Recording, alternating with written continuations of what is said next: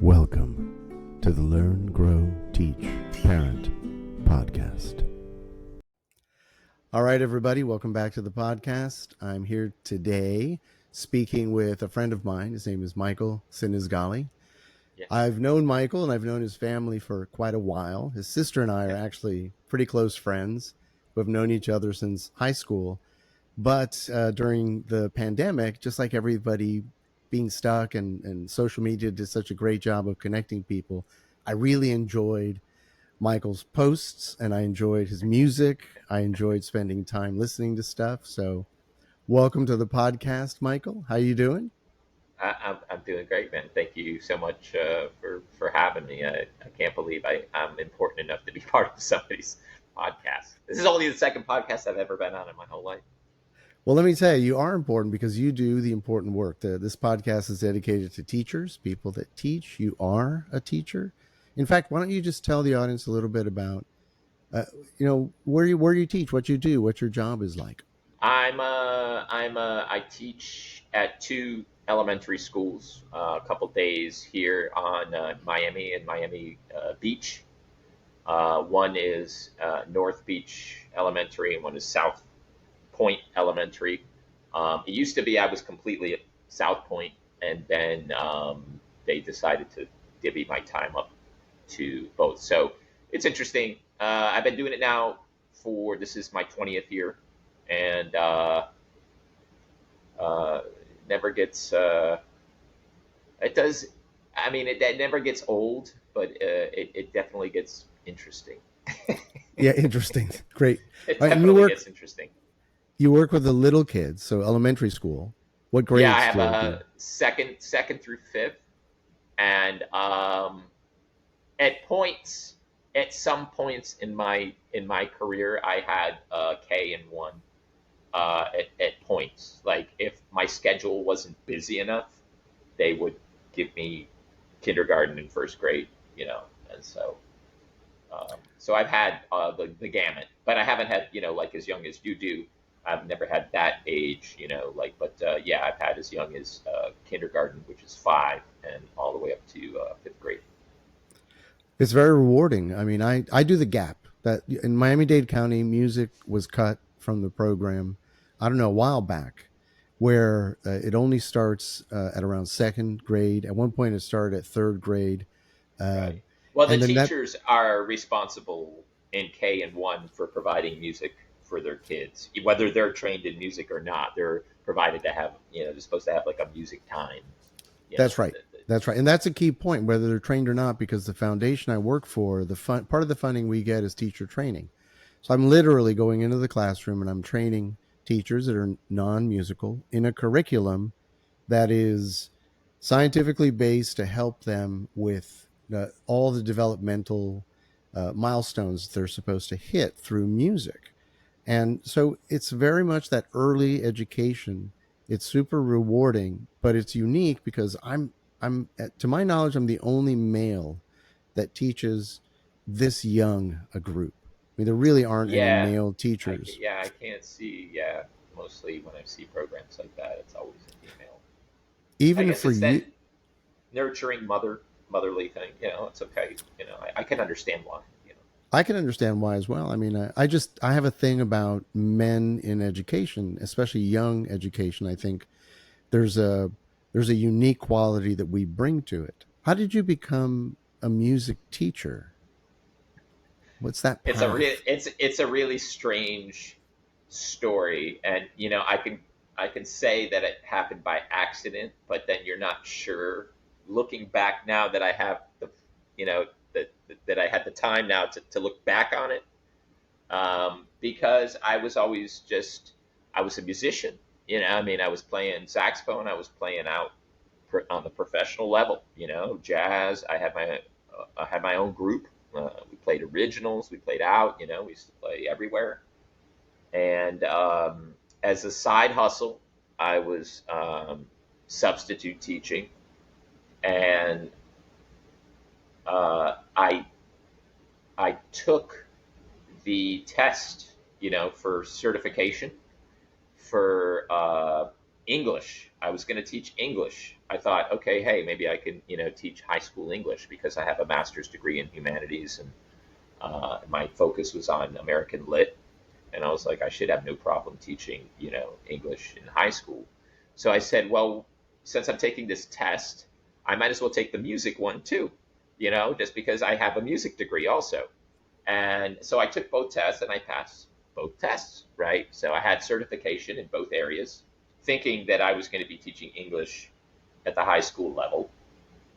And I get a call one day from the principal at South Point Elementary, right? And she calls me up and she goes, we need a music teacher here. And I see, it's funny because I was living on South Beach at the time. She goes, I see you live 2 blocks from the school. So do you want to come in, for an interview? And I was like, well, okay, whatever. I'll check it out. And so I went in, and it was nothing, any kind of interview. She was like, I walked in, I'm this young dude, this was 20 years ago, young, handsome dude, right? She goes, oh, you're hired. She was like, well, she just wanted a music teacher. And I was like, look, I don't have any experience teaching kids music. I mean, I passed the certification test. Yes, that's one thing. I have a lot of theoretical knowledge, and but to teach kids music is a whole nother thing. Her perspective on it is, yeah, you just get in front of the kids and you sing a song and you say, yeah. And it's not like that at all. I mean, it is like that sometimes, but Right. it's really not anything like, especially at the elementary level, like that. So she offered me the job right there. I accepted. And then it was funny because like a day later, the high school called me and was like, okay, we can have the English teacher thing. And I was like, you know what, I'm gonna stick with the elementary school music, being that I thought that my expertise was better in music, and I thought that also big kids, big problems, little kids, little problems. Right. I don't want to Right. deal with high school problems. And so I took the job, and there you go, and here I am, and I was still, I would say my first maybe, 7, 8, 9 years, I was still playing my group. I was playing out professionally a lot. I was doing both. I was burning it at both ends.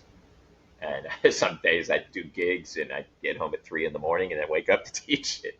8:30, you going to school, you're teaching the little kids after being at a bar playing until 3 in the morning the night before. And so there it is.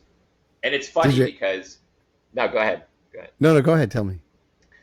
It's funny because before any of that, before I even moved to the beach, I used to live in this warehouse, and a lot of different circumstances brought me to this warehouse, which was just this big square cement space that I was living in, and I was just, I would practice there, and I was heavy into, and I still meditate, but then I was even more into just like, I had an existential crisis, when I was just by myself, and I was like, I need to figure out what the heck is going on in my life. It was just one of those things. So I used to meditate, and I used to say, I would try to say affirmations and things like that. I would pray, and I would say, you know what, you know I want to make people happy through music, right? That's what I would say, and I would prefer, I want to make people happy, and I thought this, naive person that I am, I thought this meant I'm going to be on a big stage in front of a lot of people, playing my music and on my original tunes and all that kind of stuff. But I guess, God had other plans for it. It could be, it could be, and so it turns out, yes, I've made a lot of people happy through that medium, all the kids who have ever passed through my classroom. And it was weird. And now looking back at it, I look at it through that lens, I was like, okay, so God has a good sense of humor. Yeah. Be careful. Be more specific next time. But Yeah, I should have said, well, you know. So let there it me tell you is. that teaching kids is rewarding. It has its own unique, interesting reward to it, and you've had a lot of years in front of a variety of kids through different decades. I mean, society's changed, the way music has changed, the way children relate to music has changed. What would you say are some of the biggest differences? I'm going to tell Not you what the biggest change is. yeah. The biggest change, obviously, the kids, you would think, obviously, now in the age of social media and all this kind of stuff, and it's true, but what's changed is the parenting has changed. The parents of kids now are so different from how they parented our parents parented us. You know what I'm saying? In terms of, think about when we grew up. I would walk to school by myself. I would come home by myself. I had a single mother of four. She didn't come home till 6, 7 at night. And so she never knew where we were. I would go to my friends' places. I would go here. I would go there. She never knew. All I knew is that 7 o'clock we had to be at the dinner table, and sitting around the dinner table. And now everything is so micromanaged and structured. And you don't just go walk out and see your friends. You go have a play date, and your parent, and everything is watched, and everything is it's just micromanaged to the point. I don't know if it's good, if it is a good or a bad thing. I mean, obviously, with the way society is, the dangers out there, it's necessary. Unfortunately, there wasn't the chance, as much of a chance that if I was going to my friends and my mom didn't know that I wasn't going to come home. You know what I'm saying? So now we're ever watchful of our kids, and the parents are on top of them. And also, but the parents are also brought up on social media. Now, the kids that I have, their parents are very much, on social media, and they're brought up with different influences that we were. And I think they have some different expectations about what teaching is. What do you think their biggest misconception about teaching is?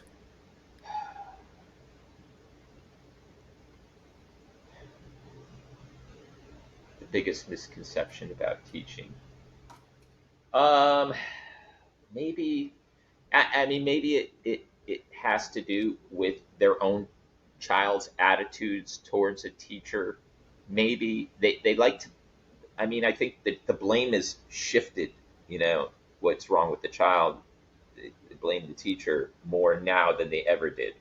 There's less accountability for kids who who and you can't blame the kids. They're just brought up, and they are the way they are. They're learning from their parents. They're learning from their mothers and fathers. They're learning from social. They're being brought up by TikTok, Huh. and their attention span is, yep, is so much less now, and the consequences aren't as great as to when if I disrespected a teacher, mouthed off to a teacher, you know, my mom wouldn't tolerate that, Yeah. but my, I, we're not their parents, we're people, they come into our arena with their ego, and they come into our arena with their experiences from, the people, they hang out with, and with how their parents bring them up, and they bring that to us. And sometimes the parents expect us to do something, and we try to get them, whatever it is, involved, just engaged in some way, shape, or form, you know. But I think people are quick to blame the teacher before looking at the student, you know. And even the teachers have changed, the way we teach, how we were brought up, and how we look at kids. It's tough to pinpoint any one thing, because I'm sure as a teacher, I'm full of probably my own misconceptions about parenting, or whatever it is, whatever it is, I'm sure I'm full of my own, ego, and I have my own issues, uh, you know. But after 20 years, I've tried just to take the stoic route and just try not to, you know, I much less fly off the handle like I did when I first started teaching. I'm always mad. I was always pissed off about something. And then you realize, these are just kids. They don't know anything. They don't know, the old proverbial saying, you don't know your ass from your elbow. They don't. They're just taking in what they see, and it's not their fault. Um, uh, I get there's a great saying. It says, "Who you are is not your fault, but it is your responsibility." Okay, I just like to see everybody take proper responsibility. That's all. The parents, myself included, but I'd like to see the kids learn that. And I'm a little disappointed that I don't think we teach them that enough. We're so focused on the testing and all these things that it's the little things that are going to help them succeed like that. Look at the kids in Japan who go to school, they clean their schools, they take pride in what they do. There's a certain accountability and responsibility that kids don't grasp. They just don't have it, and it worries me a little bit. A little bit, but I think they grow up and they mature. Maybe they learn it, you know. But I see this as an opportunity for the education system to transform. Let's put it that way, okay? Because we're not adapting to what's happening with the kids. We're using a 19th and a 20th century model in the 21st century of education. Very much so.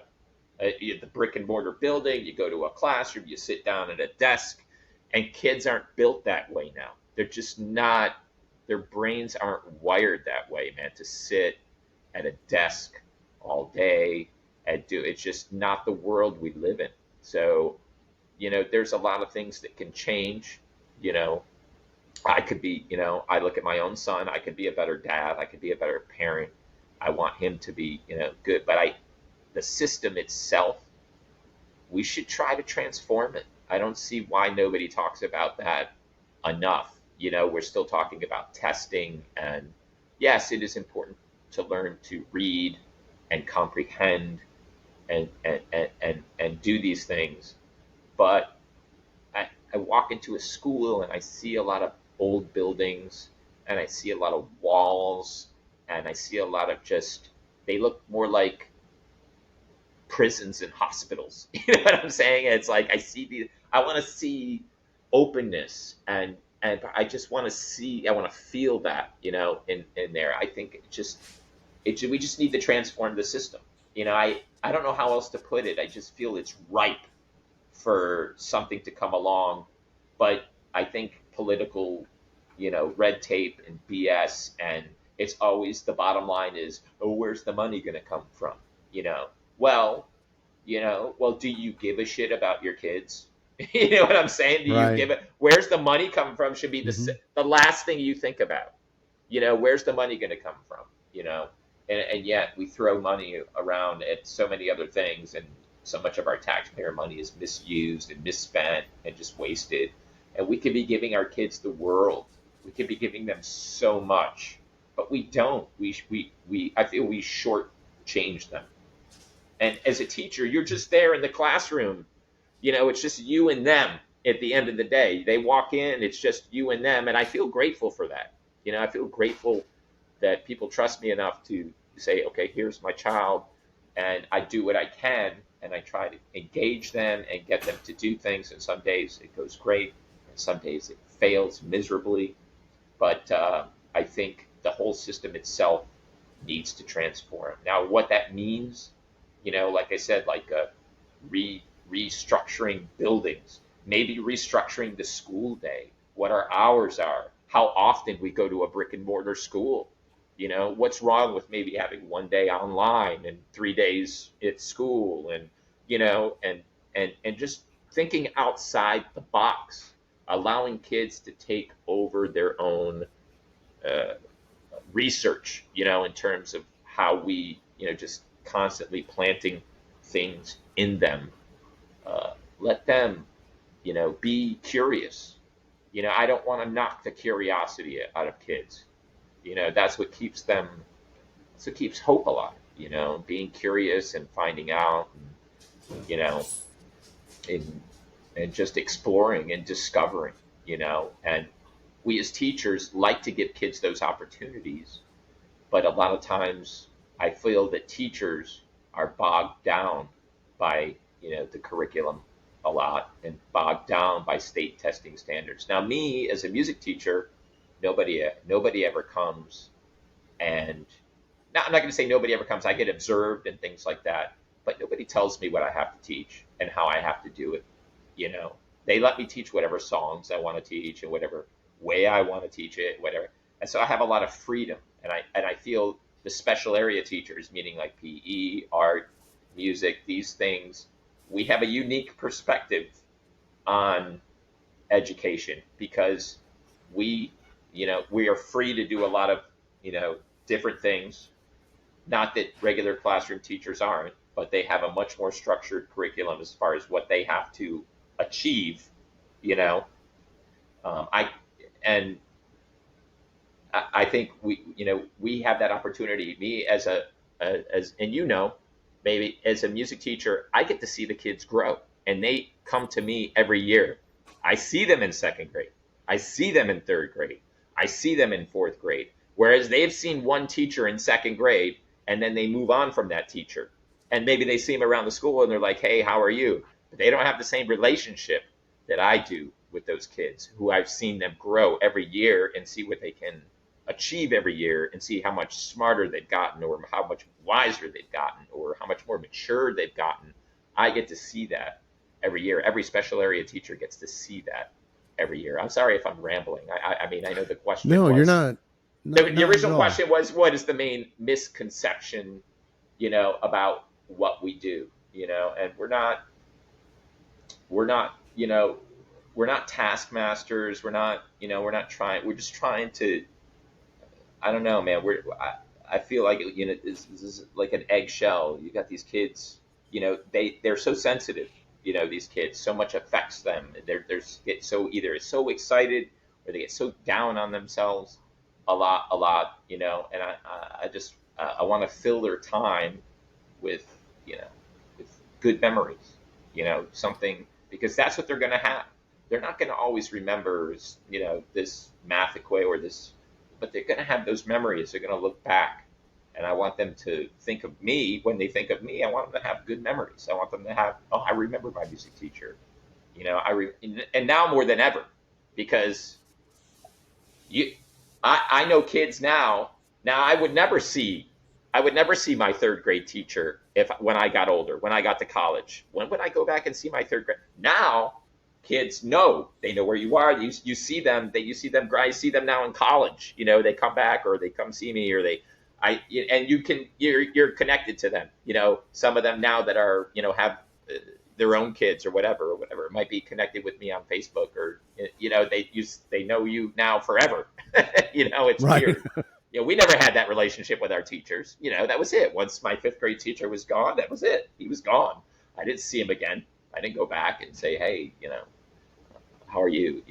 But now you see their lives. You see them growing. You see them going to college. You see them having kids. You see them doing all these things.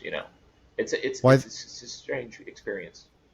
there, you made two excellent points. I want to backtrack and dig a little deeper on.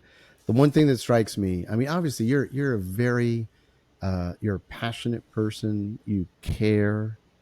You want to make a difference in the lives of your students, and just that by itself puts you in a different category. That category where you are peeking behind the impact of what you're doing as a person, how they form as people, because a lot of the things that you talk about is consistency. So parental consistency is one thing, but consistency coming from an educator can really do a lot to bolster children. And the emphasis that a lot of education has on the STEM and The way that they're only able to impact in that 1 year of that child's life. Some of the art teachers you're talking about, some of these specialty teachers, they get to actually loop with their children in a way that I think is highly beneficial. And, I come from my first teaching job was actually a Waldorf teacher. And in Waldorf education, you loop with the kids. Right. If you're a teacher, you start with them at first grade and they go with you as their main teacher Yeah. that teaches them all of that all the way through Wow. eighth grade, and in some cases, high school. So you really do get to see these children developmentally change. And you made a great point, which is, how do we change education? Well, maybe the relationship of the parents understanding the importance of the arts and how it's a thread that binds together everything might be a decent conversation to have.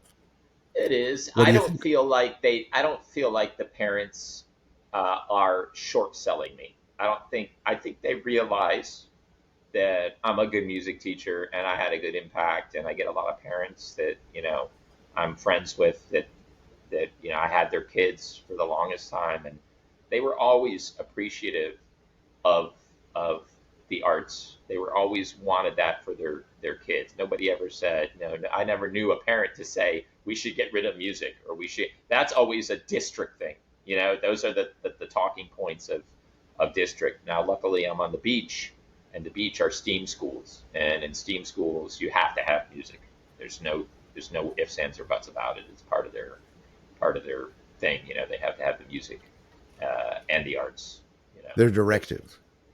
Yeah, that's part of their directive. Well, So that's they a say, unique situation in and of itself. That there's a difference in the beach schools and some of the other districts where you know the science, the math, the engineering, the takes a precedent over some of the other more artistic endeavors. I'm a very art forward educator. I've always believed that my kids grew up making their own textbooks. They grew up from day one giving as much attention to whether they were doing something with their hands or they were doing something with their hearts and minds. They were equal attention to all areas. And I think. but I had Go ahead. Finish, please. no. Sorry about When you have a certain amount of control over point A and point B, then there's more of a passion that you can throw behind the holistic teaching. But like when you're saying, when it's broken up, and fifth grade, sixth grade, fourth grade, you're always introduced to a new teacher, and a new relationship has to begin. that. That lack of consistency, I think, is where you get the disconnect. That It could be, but I think that's okay because I like the kid that kids have to deal with different personalities because it just means different ways of learning. There's always each teacher has their own way of giving instruction, and getting them to the point, and so there are going to be some that are taskmasters and your kids are not going to like, and that's okay. That's teaching them to deal with people. It's we as teachers, and kids, we have to be malleable. We have to be very malleable. We have to be aware of the changes in our culture and the changes in the way kids learn. There are some teachers who will never change, in their teaching style. Me, over 20 years, I'm constantly going, okay, I can try this, and I can do this, and I can see where kids are going with this, and I'm gonna try this, and I'm gonna experiment. I'm gonna throw it to the wall like a Jackson Pollock painting, and just let them go and try. We as teachers, I think we have to be very adaptable to what the kids are into today. We just have to be adaptable and understand um, the world they're growing up in. It's a completely different world. But so your point of disconnect then is that we have this I feel outdated look. method. I'm going to There you say go. this. I feel like I hear people say that school is the matrix, right? It's a place where we indoctrinate the children, and I'm going to come out right now and say that's a bunch of malarkey bullshit. Okay, I am not that way because I know who I am, right? I know what I bring to the table when those kids walk into my classroom and they shut that door and it's just me and them. Okay, so I don't have any agenda or any kind of thing like that. I'm happy, and, that's where, you know, if I'm having a bad day and I'm in front of the kids and we're doing something, man, I just let it go. I just let it go. I go, you know what? Life is great. I'm in front of these kids. They're singing. They're happy. Everything is cool. That's where I'm at. I think that the biggest, let's go back to the misconception, I guess, that teachers, have some kind of agenda, or we're indoctrinating kids into certain, political things that we have an agenda for. I would say, I guess maybe that's the biggest one, because we as teachers are like middle people. We're like the middle people. We're caught between the parents, and we're caught between the bureaucracy of the whole education system. But yet, like I said, you close that door, the kids are there, it's just you and them, and I don't feel any pressure anymore.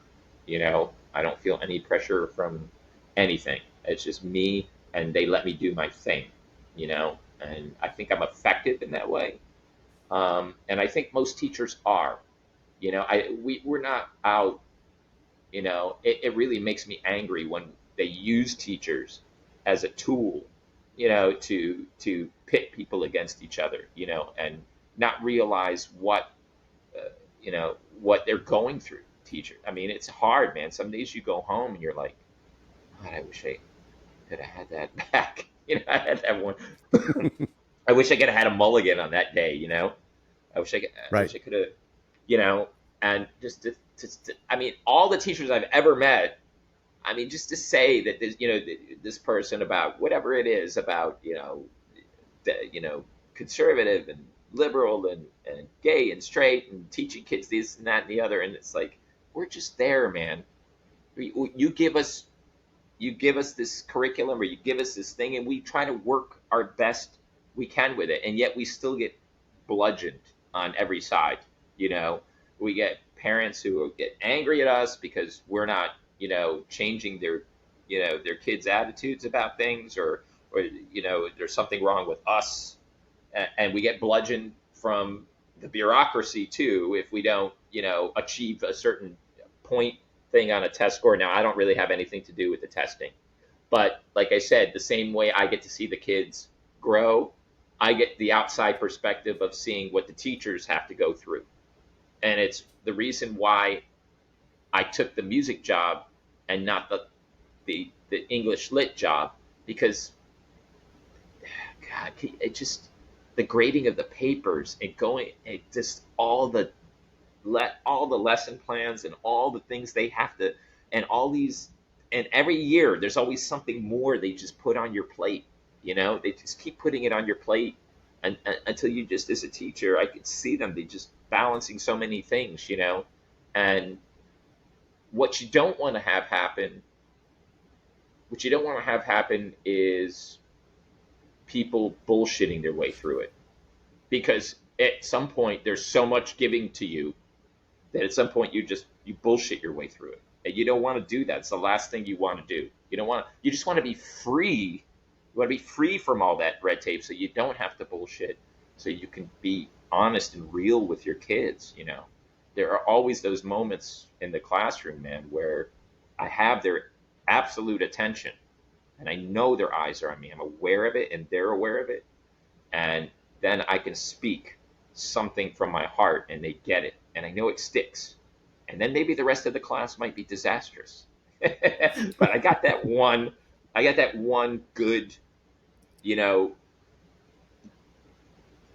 point in there, and hopefully some of that sticks with them. Now, I don't know at the elementary level what sticks with them. I don't know. I don't know at that level, that it their understanding is, we can never give kids, it's one thing we can never give them. We can't give them an understanding of the world, right? They can only understand through experience. That's the only way anybody can understand anything, ever. I could give them tools, and then hopefully they take those tools and they use them to build something in the future. Hopefully, you could give them a person a hammer, and they could do two things with that hammer, right? They could build a beautiful house, or they could break it down. So I want them to build, and as teachers, that's all we want. We want our kids to be able to build something for themselves. Uh, that's the thing I'm afraid of the most for kids, is that we do so much for them that they don't do enough of it themselves. And so in the music class, I always give them an opportunity to do something for themselves. Like I might put them in a small group, and I'll say, hey, here's this music. Okay, you have to create a dance before the end of class, and we're going to watch it happen. So, and then I'm like, go, right? Go. And then I sit back and I watch. And I watch all the egos happen, and trying to figure out things. And usually they, it might be very rudimentary, but it's something they created together. There's something they worked on, something that I didn't step in and have to tell them what to do. It's something they talked about, and something they're figuring out, and something they're creating, and something they're building together. They're using the tools to build something good. And it doesn't matter how rudimentary, maybe say it was a dance or something like that was. The point was that they worked together and they achieved something, and they have a feeling of accomplishment by doing that, right? Doesn't matter if it was worthy of being on New York on the grandest stage, or at Madison Square Garden, or just good enough for the elementary school music program. Here's this: work together, don't hate on each other, don't kill each other. Go. And there will always be groups where you see kids who just can't, their egos just killing them, just getting in the way, constantly tripping over their egos, most of us do throughout our lives. You know, We get older, but we still do it, but just in much much different ways. that's true. I mean, listen, you have a introspective view of life. You like to think about things deeply, and you mentioned meditation earlier. I'm a meditation advocate. I taught my children how to meditate when they were very, very young. Medicate Yeah, maybe, we but learn how to meditate. medicate. Teach them how to meditate, how to medicate. Okay. That's right. That's Yeah. right. Maybe that's the '80s in me, but no, definitely the idea of being able to have some control over your life, some agency over the things that you're doing is developmentally, it's strong for kids. It's a good thing for kids. I've often thought that meditation is something that can be taught in schools. Uh, It are should there it any? should be. There it is. There you go. There's what There you another go. thing of the revamping of education. What is it we're actually teaching? What is it that what courses are good? You know, Everybody says, that religion doesn't belong in school, but there's nothing wrong with having maybe a course in theology, and to let kids know world religions and what it's about, rather than saying you're going to, have the 10 commandments in school, or you're going to do this or that.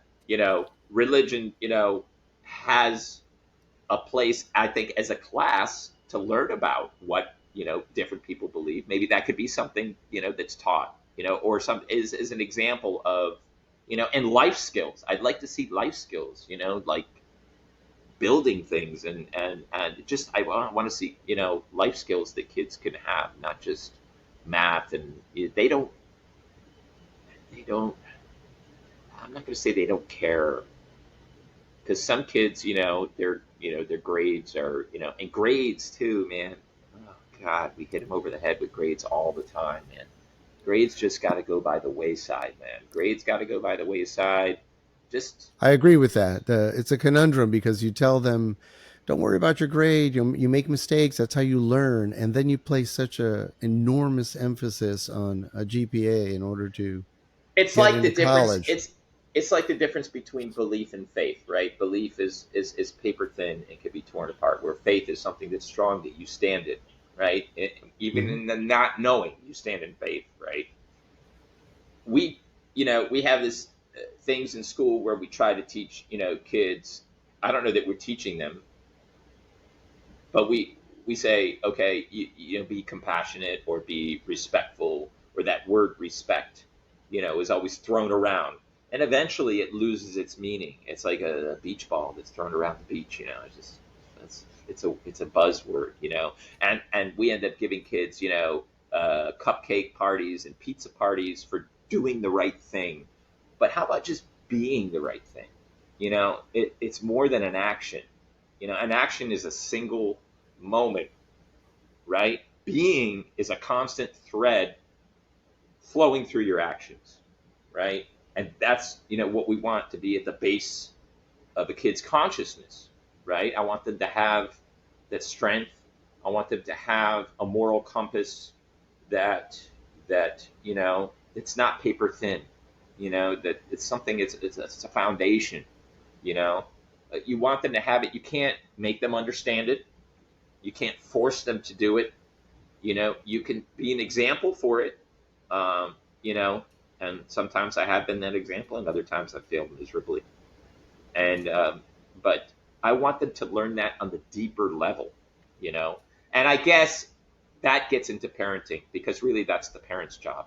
Obviously, as teachers, we're supposed to be set a certain example, but parents are the ones that are supposed to instill the things in the kid that when they come to school, they're prepared for anything, right? If you want to teach religion, right, it shouldn't be taught in the public school. If you're a Christian or a Jew or a Muslim or a Buddhist, you should instill those values in your kids so that when they come to school, they can put that into practice, right? I'm not going to sit there and make everybody learn the Ten Commandments, or that Christ is Lord, or that we don't want to Right. talk about those things. I don't want to talk. I want you and your parents. Your parents are the ones that bring that to you. Or, in other words, I would prefer it never to happen until the point at which you grow up, or like I did. I grew up, and at some point, I had an existential crisis. And then I had to ask myself the tough questions, right? Why am I here? Who am I? All these types of things. Kids are rarely going to get that deep. You know what I'm saying? But I'd like to see school as a place where you practice those things, right? People just want to, they want to say that you should teach this in school, or you should. What am I teaching them? I'm not. I can't teach them that. They have to come. They, this is the school is the ultimate place where you practice your version of religion, right? Of morality, of everything. Religion is nothing but everything you think, do, and say. That's what religion is, right? And so I want them to have that strength, so that when they move up, because I see some kids, man, and I go, man, this kid's going to go to middle school. Middle school's tougher, man. Kids are bigger and they're meaner, and they're going through hormonal changes. They're going to have a tough time, man. And I can see the kids also that I know that they're just going to glide through, and they're going to have no issues whatsoever, man. I see that happen, and that's such a it's such a relation to how they're parented, how they're taught at home, not just at school, And obviously, yes, sometimes they do have bad experiences at school that might scar them, you know. But I think if you're a good parent, you care, then that comes off in the schooling. I think the kids see that. You see that in them. It's obvious to see. I can always tell whose kids' parents, do not get involved, and I can tell whose kids' parents are strong and help build them strong. It's easy to see. I don't even have to meet the parents to know. For Yeah, the the most kids part, reflect that they definitely. I do. mean, you. They Yep. absolutely do. You You know. mentioned something earlier, how your life was free ranged. Of course, mine was too. Growing up, like we did Yeah. in Miami and the surrounding areas, and we had a lot of freedom. And we visited friends' houses. We got to school on our own, came back on our Yeah. own.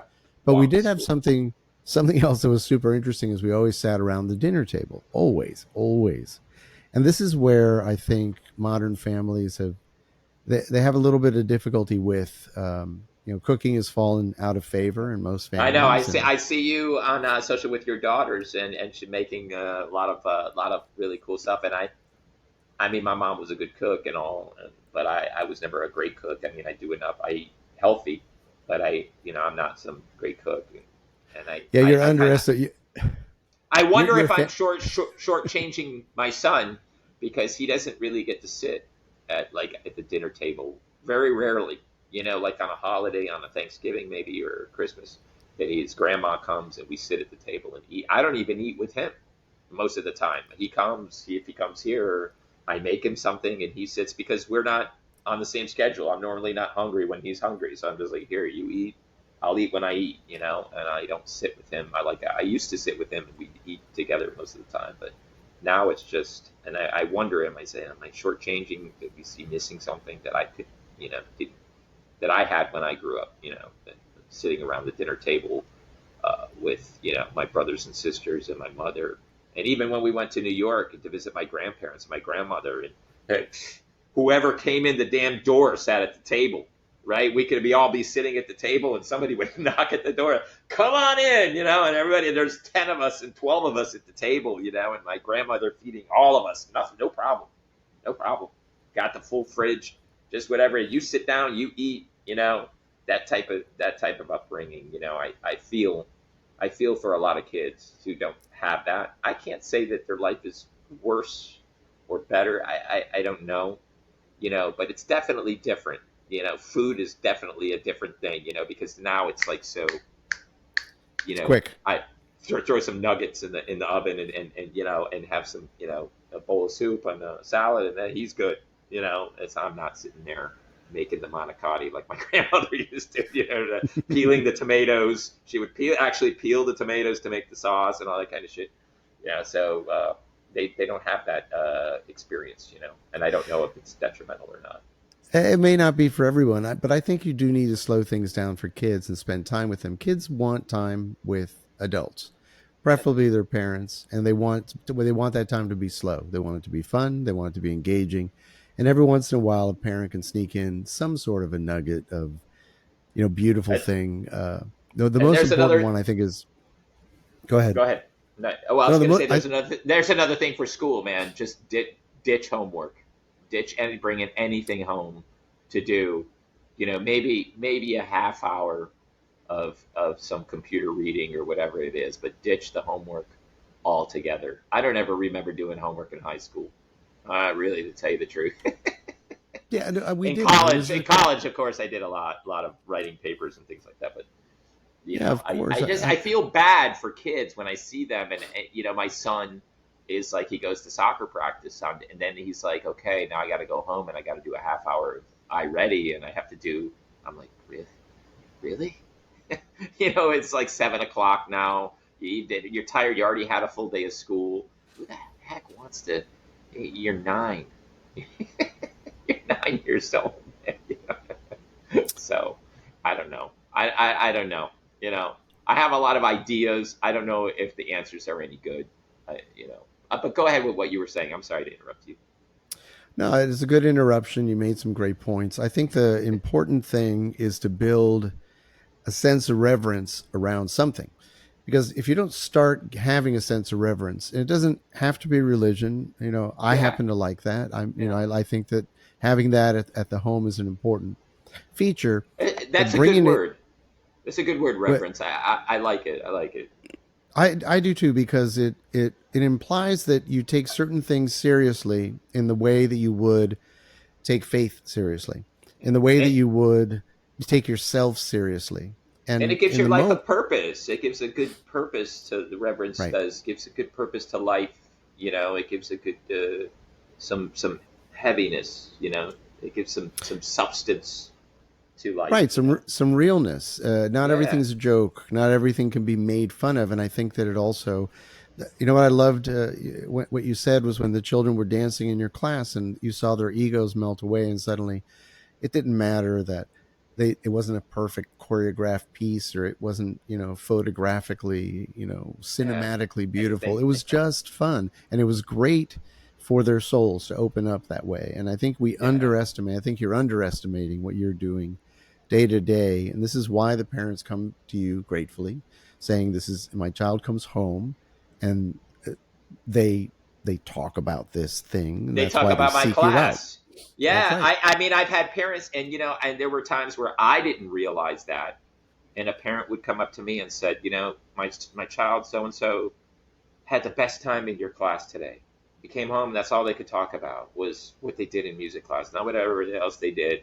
They talked about this activity that they did, and it shocks me into, okay, yeah, I do have somewhat, this effect, that I'm going to have an effect. Whether they remember me or not, I'll be there somewhere, right? I'll be there somewhere in Mm. their heart at some point. You know, uh, I gave a speech to my fifth graders, and every year we have to, they have their graduation, and and I never like to just give my awards. I always have to say something to them. And I said, this past year I was like, a kid asked me, yeah, there's always a build up to that, because I always think about what do I want to say to these kids before they go, because I'm going to be standing in front of all of them now, and I just still want to be like, the award for music goes to so and so, because it's not really what it's about. These awards, I hate awards too. I have to say it. I'm like a fuddy duddy, I know, but it's just like work without thought of reward. This is the way, right? The Mandalorian. This is the way. You got This to is the work way. without. You got to work without the thought of reward. I know that sounds weird because we always do it for a salary or for a thing or something like that. So anyway, about a week before the speech, this kid, he raised his hand in my class. He says, "Mr. S." That's they call me Mr. S. And it's funny because they've been calling me that since I started teaching in 2003. And then that movie came along, The School of Rock, and his name in there was Mr. S. That's what they called him. That's And I right. was like, That's right. you mother effer, man, you took that from me. I'm gonna sue you anyway. Will you miss us? Will you miss us? And I think about that, because you think that the easy answer is yes, I'll miss you. I'll miss you. But what does it mean to miss somebody, right? So I got up there and I thought about this story of Shel Silverstein. It's called The Missing Piece, and it's about like this circle, and the circle has like a wedge in it. So imagine like a whole pizza with a slice cut out, right? Now the circle perceives this, that he's missing something in his life, right? Because he has this wedge. So what does he do? He goes around the world. He goes on a journey. He searches outside himself, everywhere, for something to fill that missing piece. So he encounters different shapes along the way, and he says, "Are you my missing piece? Are you my missing piece? No, I'm not your missing piece. You're too big. You're too small." Finally, he finds a wedge that fits perfectly in there, and he's like, "Wow, I found my missing piece. Now I'm happy." Right? And he rolls along with this piece that he found that fit perfectly. And after a while of rolling around with this piece, the piece itself starts to change its shape, just like people change. And he has to let it go. And this is what I'm telling the kids in their fifth grade graduation, all their parents there. I'm like, he has to let it. He has to let it go. And it's in the letting go. It's in. It's in the letting go that the circle realizes that he was never missing anything. Right? He was. He was always complete. He was always fulfilled. He just never realized. And to the kids, we're most of the time we're teaching them to look outside themselves for happiness. That's what they learn, I think, from us. They to look there, and I told them, I said, you're going to see things that advertisements and TikToks and things that are luring you and trying to tell you that you're missing something, but but you, as you sit there right now, you're complete. You lack nothing. And I told them that. And that was my message to them was, you lack nothing. And I want you to remember this moment, because when you feel bad, I want you to think of my words right now. I say to yourself, I lack nothing. There's nothing I need that I can find outside myself that's going to make me happy. As teachers, I cannot give a kid happiness. Our parents, you, me, our sons, and we cannot give them happiness. We can support them with whatever they do, but we cannot give them our understanding. We cannot give them our happiness. They have to find that inside. They have to learn to find that first as something that they are complete, and then everything flows, right? Everything flows, because as long as we send them on that journey outside themselves looking for their missing piece, it'll never end. It'll never, never, never end. So I think that's the most important message, we can give to our kids. I don't think they learn to look inside themselves for fulfillment. They're always looking outside themselves. My son, he always wants whatever, the next Pokemon card and the next toy and whatever it is. And I understand, I was that way too, until, you know, we as adults, hopefully, we run into that wall. Some point in our life, something really hits us. And it doesn't have to be the death of somebody or something ultra tragic, but an event that makes us question ourselves. And that's what I want kids to do at a very young age. I want them to learn, to look inside themselves. I want them to learn about death. I know it sounds terrible, but we always shun it here in the West. Death, you don't want to talk about that. It's so sad. It's this, that, and the other. We should think about, the Buddhists say we should think about that every day. We should think about one day where our bodies are not going to be here. Won't be present, this in this plane, and we should think about, let that drive us, for our search inside ourselves for what are we, what is our purpose, what is our meaning, and how do I, as a teacher, at the base of what I do, right? I'm a music teacher. Okay, yeah, you teach songs, and yeah, but at the base of what I do, that's what I want them to feel it inside. I want them to feel that fulfillment from here, to understand that that's where their happiness is going to come from, right? I want them to teach. I want them to teach themselves to be fulfilled in any moment, and it's a very spiritual thing. It is a very spiritual thing, and maybe I'm just a music teacher, but I try never to miss those opportunities, to let them know that. Now, whether they make fun of me for it, there are always going to be kids who just call out, because classes aren't perfect. There's a bunch of different personalities. There are kids who don't give a shit, and there are kids who are tuned into what you're saying. And when you drop it in there, for some it sticks in their conscious. For some it will, right? What is the story of Jesus, right? He says, I threw some seeds, and some fell on the rock, or fell on a hard surface and never grew, and some, they fall into fertile soil and they grow. And that's the parable. That's, everybody does that. We want to do that with our kids. We want to plant those things in them that will allow them to grow. We hope it falls on fertile soil. Some kids don't get it till much later. Some kids get it very early. But it doesn't mean you don't try to plant it there, because maybe it sticks there. And maybe someday in the future, whether it even be 10 years from now, maybe a kid will remember, right, what I said on one day, just that one time. Maybe. And that's worth it. And if they do that, right, say it's 10 years from now, they remember something that fulfills them, that I taught them, that grows in them, and they feel fulfilled.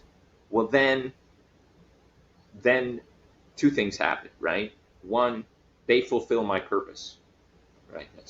That's one, which was given to me from the moment the stars first scattered into space, right?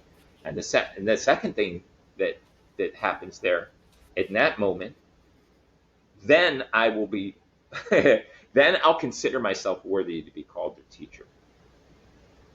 Only that, not until they use what I've given, what I've taught them, or what I've told them, and that maybe they use that someday in the future.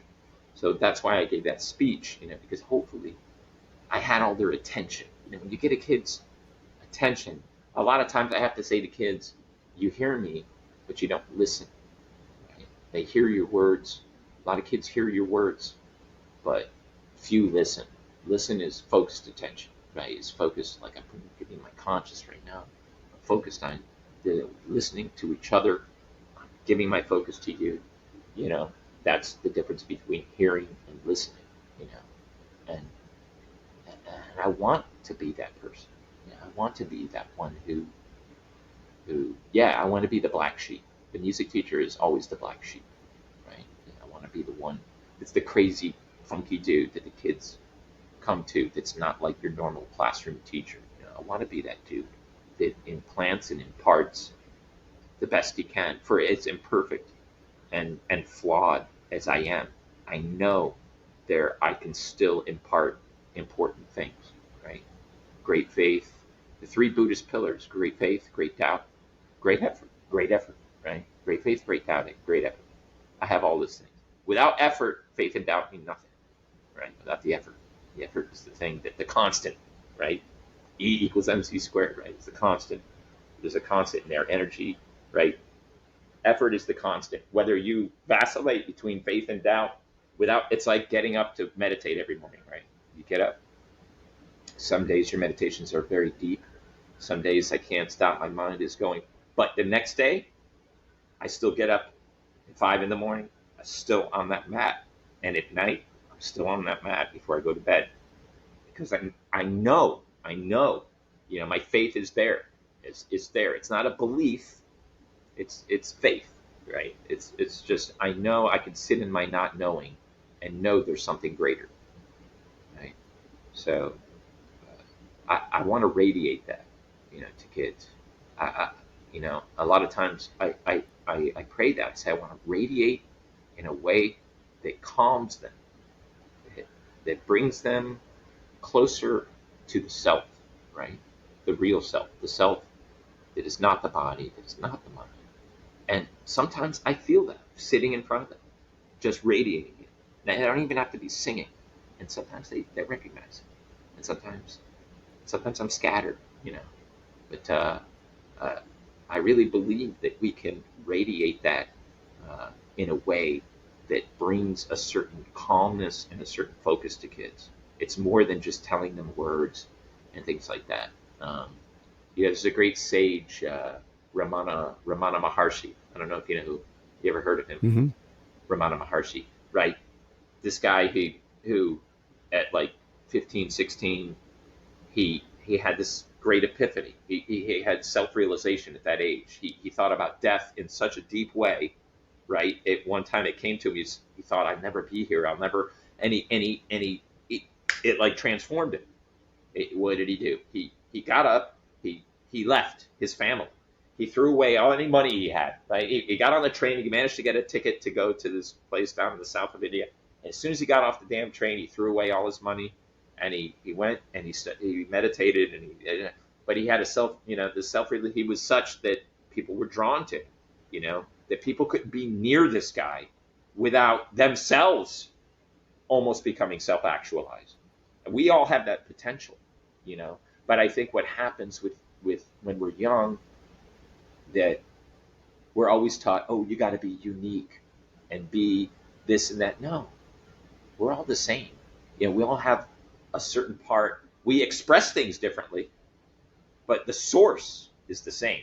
The source, we all have the same source. We all express that differently depending on our upbringing and our experiences, but you got to get in touch with the source first to understand that. You be in touch with that, and once you radiate that, and you can drop your ego, because we're taught. I think we're taught in the West, in the United States, and things like that. The focus is so much. It's it's disgustingly egotistic, right? It's Mm. money, it's sex, it's how you look, it's what you have, it's who's the YouTuber with the most views and the TikToker with the most views. And these are the things that we place importance on. Now, whether we teach our kids that, now I'm not going to say any parent, deliberately does that to their kid, but that's what they see. This is what they see, and I get so disgusted by it sometimes, and it's the reason why I think I stay alone, because I don't want to. Sometimes I don't want to partake of it. It's just me. I'm here by myself, and then I go to school, and I think to myself, I said, sometimes I say, like, have I wasted my life? I could have done this, or I could have done that, or I could have been the other. But I go out. Miami is it's a tough place, man. It's a tough place. It's just there's no. It's all what you have, and all how you look, and it's all our kids see. And it's what they learn. That's how they learn. We may tell them other things. We may tell them that that's not what it is, but those are just words. But they can see it just by walking out their damn door. They could see it by just looking on their damn computer. How do we teach them that these things are just not real, because they die? Things fade away, right? It all fades away. So I don't know you know, how to impart that to my son. Part of me wants to sit him down, but I know it's not going to do any good.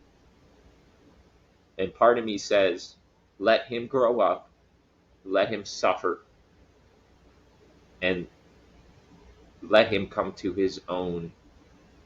Let him come to his own existential crisis, and let him question everything, and then you can begin, right, to learn truly, right. So, uh, you know, just I, I'm older now, so I mean, obviously my life is different. I'm in my 50s now, and so looking back, uh, I see, you know, I just see what all the things that I let control me, you know, the ego, the things that, whether it was sex or whether it was money or the things I chased after. I got a song called "The Ride." It's just all I chased that ever glittered was just a long and lonely ride.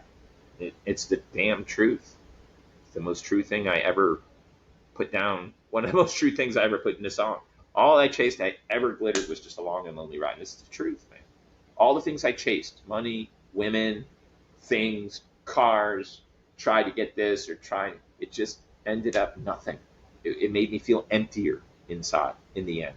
You know, only when I had that epiphany about, just to question my own existence, did things start to take on a different lens of looking through the lens. Now, yeah, sure, I'd still like to make more money. I'd still like to have a better place to live, for my son and things like that. There's nothing wrong with that. But when it becomes your sole focus, when we say this is the meaning of life, it disturbs me. It disturbs me because I hear it from everywhere. I hear it, the politicians, and I hear it, and it just, everybody's got a voice now. And there's just so many voices coming from so many places that it could get really confusing for a child. I can't imagine. We didn't have all those voices when we were kids, We didn't have all these voices from social media that everybody's an influencer and everybody's got, something to say and an attitude about it, and you can't post anything even nice, remotely nice, without somebody, commenting some snide bullshit about, a Yeah. stupid thing. You just start. I call it, in my class. It's funny. I call it fire starting. I call it fire starters. I said, you're being a fire starter. There's kids. They want to just be recognized. They need attention. Sometimes I'll say, you got my attention now. So what do you need? Sometimes I look at them like that. I go, okay, now you got my attention. You did your little thing and you got my attention. Okay. Or somebody who's talking to another kid and just trying to get their, their attention, trying to get in their head, like, why are you starting a fire? You starting something where there was nothing, they don't understand it. They can't understand it. Maybe one day they will. But, you know, at the base of my teaching is I'd like to impart these things to them. Now I can't come out and say it. I can't come out and sit in front of them and tell them about Ramana Maharshi and the self and throwing away everything in the ego and everything like that, you know. But hopefully I could put them in situations where they can maybe just drop their ego a little bit, you know, just drop it for a little bit, just to see that the person standing in front of them is not who they think they are, you know.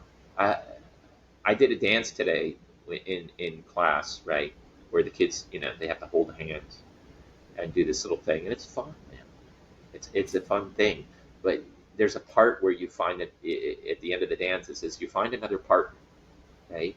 It's called jump, Jim, jump, right? You jump and you hold your partner's hands, you jump, and then you go in this circle, and then at the end, I say you find another partner and you jump, Jim, and then they're supposed to search out, find another partner. Well, what do you think happens at that age, right?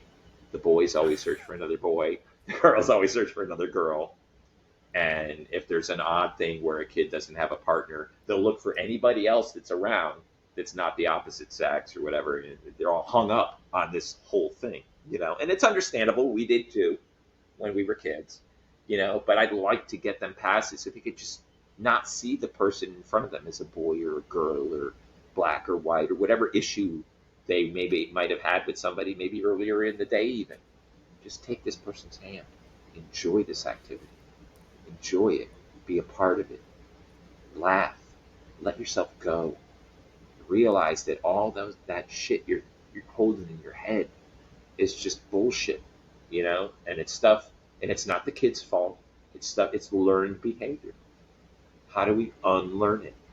I don't know. I could give them opportunities, but I only see them an hour a week. You know, we got to give them opportunities. But I'm sorry if I'm rambling. I feel Well, like I'm listen, just let me rambling on. let's. This has been fascinating. I really enjoyed hearing the stream of consciousness inside of your mind. You're clearly a thoughtful person, and you are very invested in making the world a better place. And you want to do that not just for yourself, not just for your son. You really want to do that for your students, and I commend you for that. It's an amazing. I can see and feel the passion that you bring to your purpose. And if anything, in order for for teachers to have a different reputation, to sit on your side of the table would be an honor, because this is a very beautiful place that you come from. I've enjoyed it immensely. You know what I really love to do is have another conversation with you and talk about your music, because you know, if you bring this much passion to something like your work, I can just imagine how amazing it is. I know that we've enjoyed each other's little uh, songs that we've uh, had through social media and things like that. But you know, I think you bring a lot to the table, both as a teacher, as a person, as a father, and so I'd really like to learn more about what you bring to the table as a musician, because it sounds like you've had this second calling, and even though your life took you to education, I have a feeling that locked inside of you is a whole other vast knowledge that you bring through your art. You know, it's feast or famine with you. Do you write songs? You write songs, correct? I do. Yep. So for me, it's feast or famine with songs. You know, it's they come in waves. You know, I write three, four songs, and then I could go several years without writing a song. And oh, it's feast or famine. You know, it's just you have to gain the experience. I want my songs to mean something. You know, Right. and obviously, us being old fuddy duddies, you know, we listen to some of the shit that's on the radio today, and it's just produced just to fart out a song. You know, it just means nothing. Bunch of lyrics, bunch of words, means nothing. What does it mean? Yeah. You know, Can I say so? That's the other thing about you, is that you like to bring meaning to things. This is why I brought up that word reverence, because, you know, purpose is one thing, meaning is another thing. A lot of times it's conflated. I want my life to have meaning. I want my life to have a purpose, and they don't necessarily interchange as far as words go. They are different things. But the fact that you do want to bring meaning and depth to your well, I everyday think life, they complement each other, meaning they and do purpose. You know, complement. Yeah, on the absolutely. seesaw, you know, they complement each other well. If you know if you're looking for meaning, I mean, I think they do kind of intertwine in a way, you know. Um, uh, but yeah, yeah. I mean, I'd like to. I mean, I sometimes I sit back and I go, I wonder what would have happened if I took the path of just being, a musician, or I was on the stage, and because I was performing at a pretty high level at some point. And I look back and it feels like I was like a different person. I got these pictures up on my wall here of me on stage with my Yeah. horn, all I kind of be jumping around and all kinds of crazy stuff. I never even like made any albums. Like I just got like a bunch of wild songs. And I do have some of them recorded and stuff like that. Sure, I'll Yeah. send you a link to a few of them. But I Love to appreciate. listen to it. I don't know if you caught my latest little number on social media, but we had a fundraiser and I sang a song, and I can't believe how much it blew up with my friends and everyone contacting me and telling me, Yeah, because people they don't see this side of you send me that. Send me as the if you're video. not. Send me the Oh, the absolutely. It's on my message. Facebook. Well, message it I'll to ma- me anyway, just in case. Yeah, I'll Absolutely go I will. check your page, and what I'd like to do. I'd like to talk about some of uh, your best practices for kids. Like, Sure. I mean, Absolutely. I'd love to do that. like what some of the activities you do and things like that you do, and maybe I know that you said you're only dealing with like 1 2 year olds. Is that correct? Are you doing No, anything it's like kindergarten, first grade, things like that? yes, it goes from pre-K, kindergarten, and first grade. We go up to first grade, and the classes are different. They're in different play. I do it in three different Miami-Dade County public schools, but we also have private funding that has come in through organizations to specific daycare centers. And so we're in low income areas. We're also in areas that are underserved. And we are teaching a curriculum that's taught by, it was created by Dr. Joy Galliford. She is a brilliant woman that I've known for a very long time. And she's done an excellent job of, turning music into a meaningful thing as far as developmentally for young children. So everything is very, very, very, uh, there's an intention behind all the movements and all the dances and everything Of that's course. done together. And it's taught in a very particular way. So Yeah. she trained me to do the class. But it's so, Michael, it's so fulfilling. These children, they come up to me, they hug me. It may be the only hug they get Yeah. for that week. In some cases, some of these children, I deal with children that are autistic spectrum disorder. So Right. they are Yeah. they would it is such a fulfilling life for me to bring this and to do this type of work. And I always said that I wanted to do this when I got older. I spent most of my early years as a business person. I'm a software developer that's something I You're became you're like a 18 Renaissance years ago. man. Well, I'm You're just doing all kinds of things. You're a cook. You're a musician. You're a software developer. I love it. Yeah, that's great. yeah. Well, I mean, I think that's why we're simpatico, is that we definitely I'm a practicer of Stoicism from the Stoics. You were talking about death and how death affects the way you think. I mean, there's a saying called memento mori, which is remember that you're going to die, therefore live for the moment. That should be a Therefore, teacher. It should teach you. It should teach you the absolutely, the life, impermanence of things. correct. I mean, I think you have to reach out to the world with a sense of wonder, with a sense of learning and humility. You have to reach out with a sense of Curiosity. curiosity. You also have to have a sense of justice. You have to say, and this is where you bring reverence into it, because it's not justice in the social justice sense. It's justice just in the sense that there are things that are right, there are things that are wrong, and if you hold the things that are right in a reverent position and you model them, then the people around you, they respect that. They want to be around you because you're generally doing things that bring good to the world. And this is part of what I think is missing in education, is these life lessons that you so eloquently said. This is the parents' purview, and it's true. except there's now a blending between parents and teachers. Very few parents signed up for doing algebra homework with their kid, or they were capable of doing it. Very few parents, felt like they were going to be abandoned in their life because their children have so much homework they only get to see them on weekends. So there needs to be a shift in how parents and teachers communicate, and in how these jobs, maybe we need to talk to each other. Parents do need to learn a little bit about how to be teachers. Teachers do need to learn a little bit of how to Well, represent parents parents. are teachers. Parents are whether they want to be or not. Absolutely. Because your kids are Yeah. going to take something from them. A teacher, I have a cousin. Do you know Tom? Tom Santalone. I do actually. Yeah, I, he I won mean, the I know of him. he's a poet, right? And he Yep. just won a Guggenheim fellowship there, like a couple years ago. A couple years ago, but his book, one of his books, is the dedication. He says, "This book is dedicated to my family, my friends, and my teachers, all who have been one or the other at some point in my life."